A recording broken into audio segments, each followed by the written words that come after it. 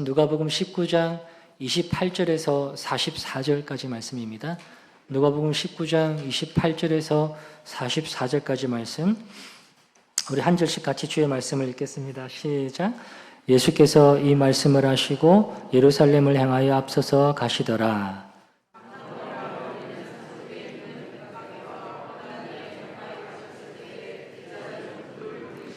이르시되 너희는 맞은편 마을로 가라. 그리로 들어가면 아직 아무도 타보지 않은 나귀 새끼가 메어 있는 것을 보리니 풀어 끌고 오라.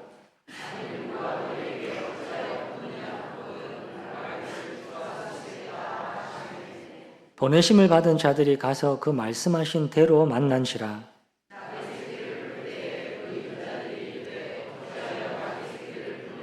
대답하되 주께서 쓰시겠다 하고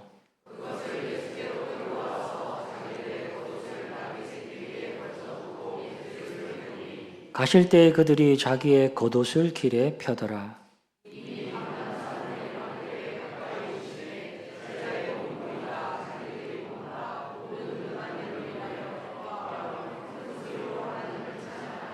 이르되 찬송하리로다. 주의 이름으로 오시는 왕이여, 하늘에는 평화요 가장 높은 곳에는 영광이로다 하니,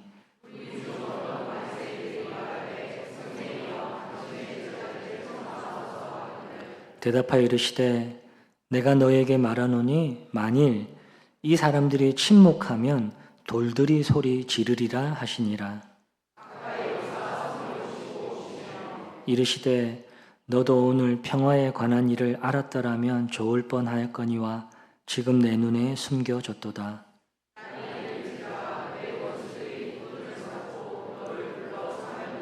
같이요. 또 너와 및 그 가운데 있는 내 자식들을 땅에 메어 치며 돌 하나도 돌 위에 남기지 아니하리니 이는 내가 보살핌 받는 날을 알지 못함을 이남이니라 하시니라. 아멘. 오늘 우리가 읽은 이 본문의 장면, 여러분들이 일찌감치 오랫동안 많이 읽어왔고 또 들어왔던 말씀일 것입니다.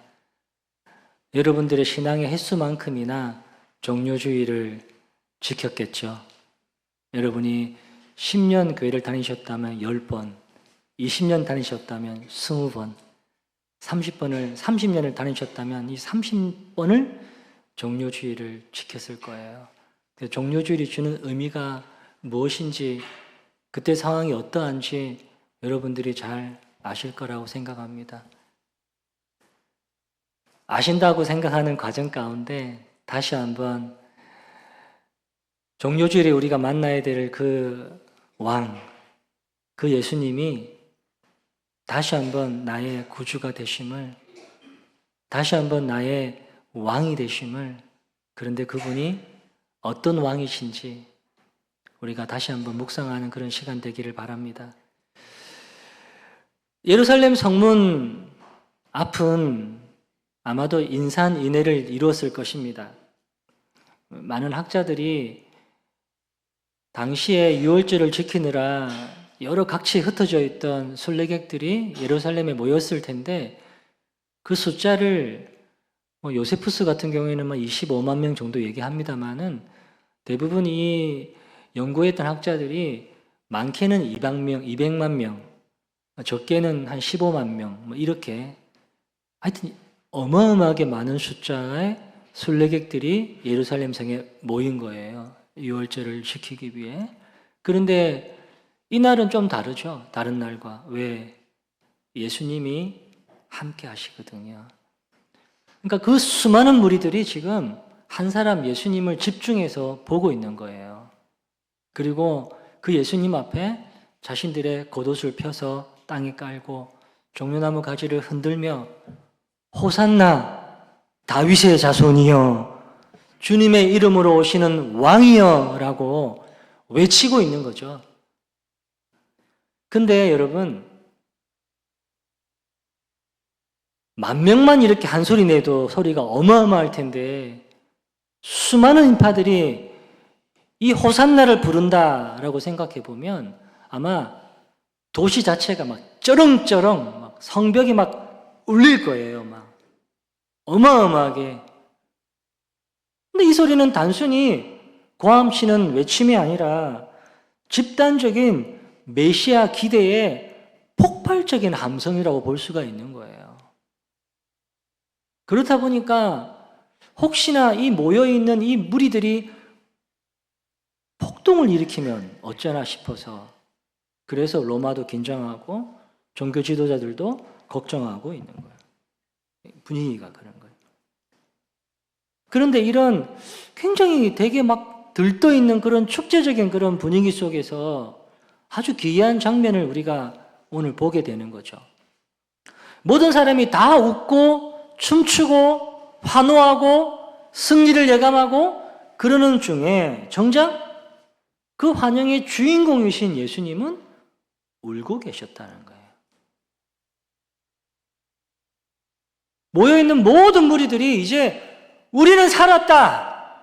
이제 우리는 살았다! 라고 얘기하고 있는데 정작 예수님은 너희들이 평화를 모른다. 너희들이 살고 있는 이 터전이 다 무너질 것이다. 다 잡혀가고 그렇게 얘기하고 있는 거예요. 그렇다면 우리가 오늘 이 질문을, 이 본문을 보면서 이런 생각을 할 수 있지 않겠습니까? 도대체 이 수많은 인파들이, 수많은 수십만 명의 사람들이 모여서 그 길에 있던 그 많은 사람들이 정말 보았던 그 예수님은 도대체 어떤 분일까? 정말 그 예수님을 하나님의 아들 예수 그리스도, 메시아, 그분으로 바라보고 있느냐? 아니면 예수라는 이름에 비친 자기들의 욕망을 보고 있지는 않는가? 오늘 우리도 이 시간에 호산나를 외치잖아요. 오늘 성가대의 호산나 찬양이 너무 은혜스러웠습니다. 진짜. 호산나를 부르고 환호하는데 우리가 뭐 종려나무 가지를 흔들지는 않지만 우리가 겉옷을 펴고 깔지는 않지만 우리의 마음은 그러고 있잖아요. 그런데 혹시 우리가 주님의 눈물을 자아내고 있는 그런 모습은 아닌지 한번 돌아보기를 원하는 거예요. 다시 한번 이 종료주일에 우리가 만나야 되는, 우리가 경배해야 되는 그분이 어떤 분이신지를 짧게 좀 확인해 보기를 원하는데요. 첫 번째로는 나귀를 타신 왕입니다. 예수님이 예루살렘에 입성하시기 위해서 제자들에게 특별한 부탁을 하잖아요. 건너편 마을로 가서 아무도 타보지 않은 그 나귀 새끼가 있으니 개 풀어서 끌고 오라는 거예요. 여러분, 우리가 영화를 보면, 이제 옛날 고전 영화 보면은 왕이 이 전쟁에 나가서 승리하고 돌아올 때 그 모습이 있잖아요. 대체적으로 보면은 굉장히 근육질의 멋진 군마, 엄청 멋진 말을 타고 아주 멋진 갑옷을 입고 허리에 칼을 차고 당당하게 성문에 들어가죠. 세상이 말하는 왕의 위엄이에요. 근데 우리 예수님은 나귀를 타셨어요. 그것도 성인 나귀가 아니라 나귀 새끼, 어린 나귀 새끼. 그러니까 성인이, 다 큰 성인이 나귀 새끼 위에 올라탔어요. 발이 땅에 닿을락 말락할 정도로. 좀 우스꽝스럽지 않겠습니까? 좀 보기에 좀 그렇잖아요. 왜 예수님이 굳이 나귀 새끼 말고 좀 큰 나귀라도 타면 좀 이해가 되죠. 어린 나귀 새끼를 굳이 타고 굳이 이렇게 들어가셔야 되나? 근데 여러분, 우리가 성경을 볼 때에 이제 여러분들 그런 생각을 하시겠지만 예수님이 하시는 모든 일에는 다 의미가 있어요. 예수님이 어디를 가시든지 누구를 만나든지 무슨 말씀을 하시든지 다 하나같이 다 의미가 있어요. 의미 없이 하시는 일은 아무것도 없어요. 사람들이 그 의미를 오해하니까 문제가 생기는 거예요. 사람들이 그 의미를 모르니까, 곡해하니까 문제가 생기는 거예요. 지금도 마찬가지거든요. 그럼 왜 예수님이 어린 나귀 새끼를 타셨을까? 먼저는 구약 성경이 가리키고 있는 그 왕이 이 왕임을 그대로 보여주시기 위해서죠. 스가랴서 9장 9절은 이렇게 말씀합니다. 우리 같이 한번 읽을까요? 스가랴서 9장 9절 시작. 시온에 따라 크게 기뻐할지어다. 예루살렘에 따라 즐거이 부를지어다. 보라, 내 왕이 내게 임하시나니 그는 공의로우시며 구원을 베푸시며 겸손하여서 나귀를 타시나니 나귀의 작은 것 곧 나귀 새끼니라. 아멘. 구약 성경에 이 말씀을, 그러니까 예수님이 예루살렘 성에 입성하실 때 어떤 퍼포먼스를 하시는 게 아니라 사람들한테 보여주려고 막 이런 개념이 아니에요. 구약 성경이 증언하고 있는, 가리키고 있는, 계속해서 구약 성경이 말하고 있는 그 왕, 그 메시아, 그 주가 어떤 왕인지를 보여주고 있는 거죠. 그대로. 그러니까 세상에서 말하는 그런 힘의 왕이 아니에요. 하나님의 말씀에 순종하여서 공의로우시며 구원을 베푸시며 겸손하여서 작은 나귀를 타시는 평화의 왕임을 주님이 보여주시고 계신 거죠. 두 번째로 예수님이 이 세상의 주인, 주권자임을 이 나귀 새끼를 통해서 알려주시는 거예요. 제자들에게 말씀하세요. 31절에 만일 누가 너에게 어찌하여 푸느냐 묻거든 말하기를 주가 쓰시겠다 하라 하시매. 이 문장을 한번 생각해 보십시오, 여러분. 나귀 주인에 대해서는 성경이 아무개라고 말하지 않아요. 누군지 안 적혀 있어요. 아주 평범한 사람일 거예요. 아무지 몰라요. 근데 주님이 쓰신다라는 말 한마디에 그냥 고삐를 풀어주는 거거든요. 그러니까 모든 것의 주권이 주님께 있음을 아주 평범한 그 아무개를 통해서 알려주시고 계신 거죠. 실제 나귀의 소유는 법적으로 그 사람 거예요. 그 사람의 소유예요. 근데 주가 쓰시겠다 하라. 이 말은 단순한 요청이 아니라 이 말이에요. 그 나귀도 내 거야 라는 말이에요.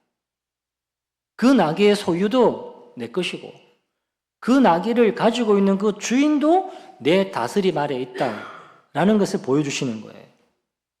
즉, 이 땅에 있는 모든 것들이 그걸 인식하든 인식하지 못하든 간에 다 주님께 있음을 이 작은 나귀 새끼를 통해서 우리에게 알려주시는 거죠. 우리는 종종 이렇게 생각하죠. 내 시간, 내 소유, 내 돈, 내 재능, 내 자녀, 내 거예요.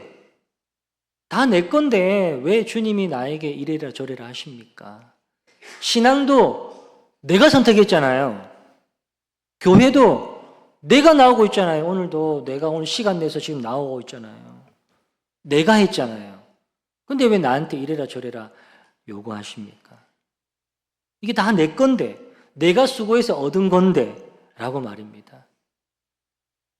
우리가 이 종료주일에 어린 나귀를 타고 입성하시는 그 주님의 모습을 보면서 우리가 이걸 깨달아야 되는 거예요. 정말 내 삶의 모든 주권이 주님께 있다는 것을요. 주님께 있다는 것을. 그래서 주님이 어느 날 갑자기 나에게 내가 가장 소중히 여기는 그것을 내가 쓰겠다라고 하실 때 그걸 주님께 내어드리는 우리가 되어야 된다는 거죠. 그것이 주님을 만난, 주님을 모신 사람의 가장 기본적인 태도예요. 하실 수 있겠습니까? 예. 내 건데 그게 아니라 주님의 것입니다. 주님이 나에게 잠시 그것을 맡겨주신 것이. 특별히 자녀들도 마찬가지. 자녀? 내 아이죠. 내가 10달 동안 배 아파 낳은 내 아이죠. 내 새끼죠. 내 거죠. 맞아요. 하지만 그 또한 주님의 것이에요. 그래서 주님이 그 아이를 원한다면 주님 앞에 드릴 수 있는 거죠. 내가 너무 소중하게 생각했지만, 내가 너무 아끼고 아꼈지만, 그러나 주님이 원하시면 그 또한 주님 앞에 드리는 거죠. 그러니까 우리는 주님에 대한 인식을 자꾸 바꿔나가는 그런 훈련들을 해야 돼요. 주님은 우리 안에 있는, 내재되어 있는 그런 욕망을 채워주는 수단이 아니라 우리의 전 존재를 다스리시는 주인이세요. 우리의 왕이세요. 예, 그분이 주인이세요. 내 삶의 주인이세요. 근데 그 주인이 너무 사랑이 많으세요. 우리를 사랑하시되 끝까지 사랑하세요. 우리를 결코 놓치지 않으세요. 그래서 우리가 어디에 있든, 우리가 어떤 상황에 있든, 무엇을 하든 우리를 지키시겠다, 보호하시겠다 약속하시죠. 예. 그냥 우리 주인인데 우리를 마치 로봇처럼 이렇게 우리를 조종해가지고 막 이런 개념이 아니고 인격적인 관계를 계속해서 이루시면서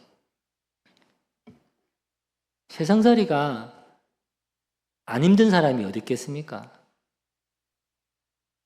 다 힘듭니다. 돈이 많으면 안 됩니까? 돈 많아도 힘듭니다. 먹고 살기 안 힘든 사람이 어디 있겠습니까? 다 힘듭니다. 근데 우리의 주인이신, 우리의 왕이신 그분이 우리 가운데 약속하시는 거예요. 이 광야 같은 인생길을 걸어가는 동안에 내가 너의 주인이야. 내가 너의 왕이야. 내가 너를 책임질게. 내가 너의 인생을 붙들어 줄게. 실수할 수도 있고 실패할 수도 있고 그렇죠.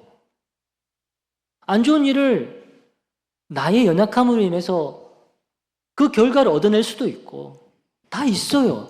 하지만 그럼에도 불구하고 우리의 주인이신, 우리의 왕이신 그분은 우리를 포기하지 않으신다 이 말이에요. 끝까지 품으시고 또 품으시고 또 품으시는 거예요. 그분이 우리의 주인이신. 두 번째 이제 시선을 돌려서 예수님을 향하여 겉옷을 펴는 이 군중들을 보십시다. 예수님이 어린 나귀 새끼를 타고 갈 때 사람들이 반응합니다. 자기들의 겉옷을 길에 펴고 기뻐하며 큰 소리로 찬양을 하죠. 근데 여러분, 겉옷이라고 하니 우리가 입고 있는 겉옷, 물론 맞아요. 하지만 당시 유대인들에게 있어서 겉옷은 우리가 입고 있는 겉옷과는 조금 차이가 좀 다릅니다. 왜냐하면 대체적으로 대부분의 사람들이 겉옷이 하나였거든요. 그래서 이 옷이 낮에는 옷이지만 밤에는 이불이에요. 그러니까 단 하나뿐인 이것을 길바닥에 깔았다는 것은 자신의 생명과 자신의 주권을 당신 발 앞에 드립니다라고 하는 엄청난 고백이에요. 이거 하나밖에 없는 걸 땅바닥에 깔았다는 거예요. 내 재산이란 말이에요. 그걸 깔았다는 거예요. 어마어마한 고백을 하고 있는 거예요. 근데 너무너무 가슴 아픈 아이러니가 이런 일이 다시는 없어야 할 것 같은 일이. 이게 뭐예요? 지금 자신의 소유를, 하나밖에 없는 소유를 땅바닥에 깔아가지고 그렇게 찬송하며 환호하던 이 사람들이 며칠 뒤에 빌라도의 뜰에서 예수님을 십자가에 못 박아 죽이라고 돌변합니다. 동일한 사람이에요. 다른 사람들이 아니에요. 동일한 사람들. 왜 이렇게 바뀌었어요? 예수님이 변했습니까? 안 변했어요. 그들의 기대가 무너졌기 때문에 그래요. 군중들이 기대한 구원은 로마로부터의 정치적인 해방입니다. 배고프기 때문에 배불리 먹고 사는 경제적인 풍요예요. 그걸 기대했단 말이에요. 호산나 우리를 구원하소서라는 그 호산나라는 그 환호 속에 이게 담겨 있는 거예요. 근데 그 예수님이, 그 왕으로 오신 예수님이 로마 군대와 싸우기는커녕 맥없이 체포당하시고 채찍에 맞으세요. 십자가에 달리세요. 아니 사람이 이렇게 무력해도 무력할 수 있습니까? 이렇게? 자기들의 문제를 해결할 줄 알았는데 실망한 거예요. 내가 원한 왕은 이런 무능한 왕이 아니야 라고 하며 등을 돌린 거예요. 오늘 이런 모습이 저에게도 있다라는 그런 생각을 해요. 제가 종종 제가 만난 하나님에 대해서 고백을 하죠. 저도 고백합니다. 주님이 어떤 분이신지 얘기해요. 근데 내 안에는 그 주님에 대한 기대의 틀이 있는 거예요. 내 안에는. 내 입술로는 그렇게 주님의 구원을 노래하고 있지만 주님을 내 기대의 틀 안에 가둬놓는 거죠. 가둬놓는 거예요. 이건 주님 앞에 내 온 인격을 드리며 주님을 진짜 경배하는 것이 아니라 이게 좀 그런 표현인데 주님을 내가 고용하는 거예요. 고용하는 거예요. 내 기대대로 응답하시면 할렐루야 호산나를 외치지만 내 기대가 무너지면 내 기대와 다른 일이 일어나면 나 역시 돌변했던 그 군중 속에 한 사람이 얼마든지 될 수 있다는 거예요. 그래서 주님이 말씀하시는 거예요. 군중이 되지 말고 제자가 되라고요. 무리 속에 휩쓸려서 그렇게 가지 말고 말씀의 뿌리를 내려 십자가를 지고 주님을 따르라고요. 신앙은 내 기대를 꺾는 거예요. 내 기대를 꺾고 주님의 뜻을 받아들이는 과정이에요. 종종 제가 말씀드린 대로 내가 신앙을 가졌다는 것은 예전에는 나라는 사람을 중심으로 모든 세계관이 다 돌아가요. 내가 주인이에요. 나를 중심으로 돌아가요. 근데 내가 신앙을 가졌다는 것은 그 중심이 점점 축이 옮겨지는 거죠. 하나님께로요. 하나님께로. 하나님을 중심으로 내가 돌아가는 거예요. 그거예요. 종료주일에 우리가 그거를 다시 생각하는 거예요. 나귀를 타신 그 주님은 우리의 기대를 채워주시고자 오신 분이 아니에요. 우리를 죄와 사망에서 건져내어서 하나님의 아들로 딸로 세우시고자 이 땅에 오신 우리의 구주가 되십니다. 그래서 우리가 이 종료주일에 우리의 겉옷을 펴서 환호하고 찬송하고 경배하는 행위가 주님을 조종하기 위한 뇌물이 아니라 주님의 통치에 나를 맡기는 항복이 되어야 돼요. 항복.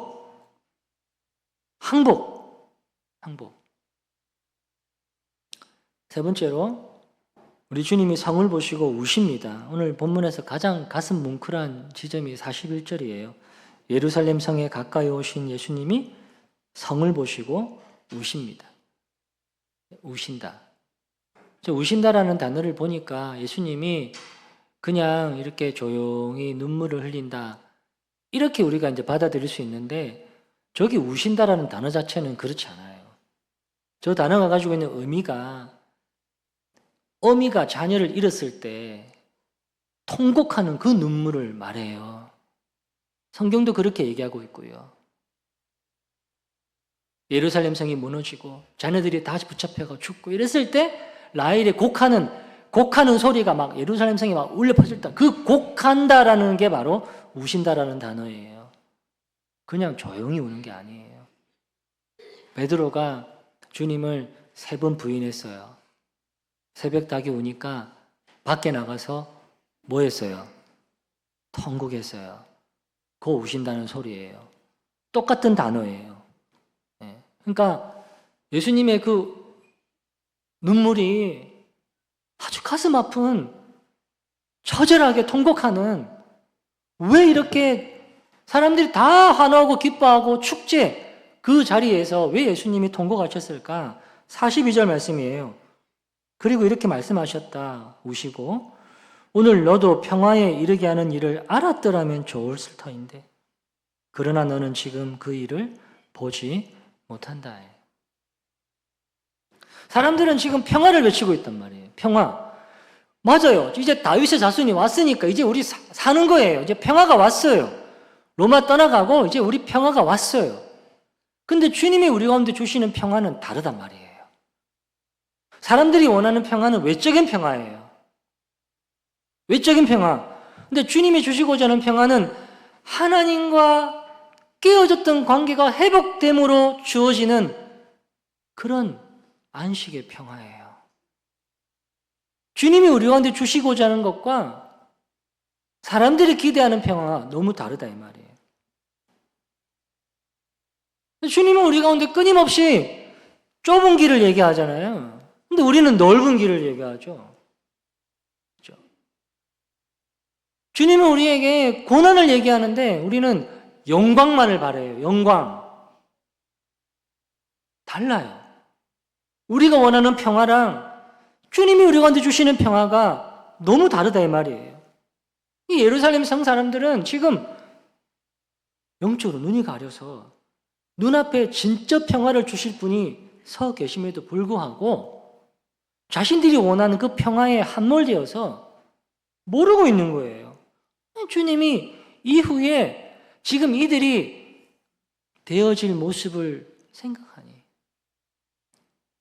그냥 그것이 마음이 아파서 통곡하는 게 아니라 저들 안에 아직도 숨겨져 있는 그 인간의 완악한 죄성에 대해서 그것 때문에 지금 통곡하고 계신 거예요. 통곡하고. 주님은 오늘도 우리 옆에서 우세요. 교회를 바라보며 교회를 드나드는 많은 사람들을 바라보며 오시는 거죠. 겉으로는 우리가 다 평화롭게 신앙생활을 해요. 근데 속으로는 다른 거예요. 동상이몽이라 하잖아요.